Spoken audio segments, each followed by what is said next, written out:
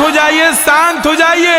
बस कुछ ही पल में आ रही है आप सबके बीच बंगाल की टॉप नृत्यांगना मिस मधु।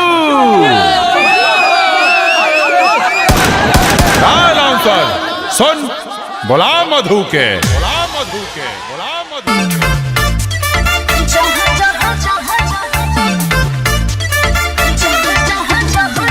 एंगल म्यूजिक कुमार रमेश की प्रस्तुति।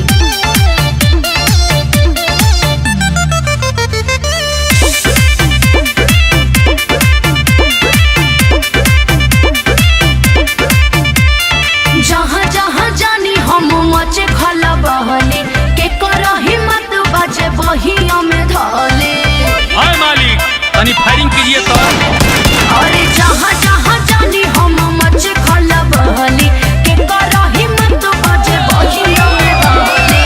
हो आज भाई का ढेरे आगा से छपे से भावु कबे का का जदी लहंगा उठा के छौकबे ना तो बिहार में दोबारा लौकबे ना। अरे जा बिहार में दोबारा लौकबे ना तो बिहार में ते कतही लौकबे ना। तो बिहार में ते कतही लौकबे ना। हाय हाय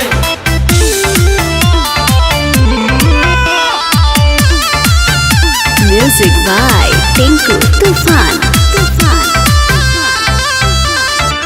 बोला ना बढ़ के छाती पर चढ़ के कदम इशारा तकड़ा जइबा। अरे का ई बिहार हो होश में दौड़ा दे बका कया जमाल गोरी कनखी मार के रंगबाज हई जिला जवार के। ए बाबू लगे कुकुर नियन ते ता भौंकबे का।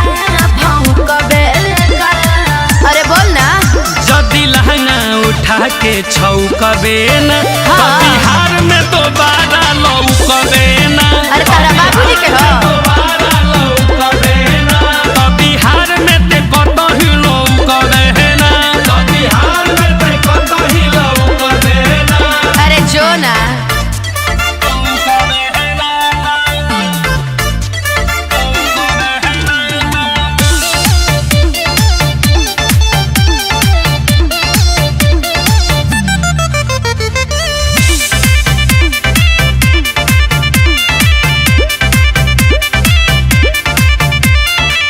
हई बंगाल के फेरा में डाल के रखी लया सिकवारा हो।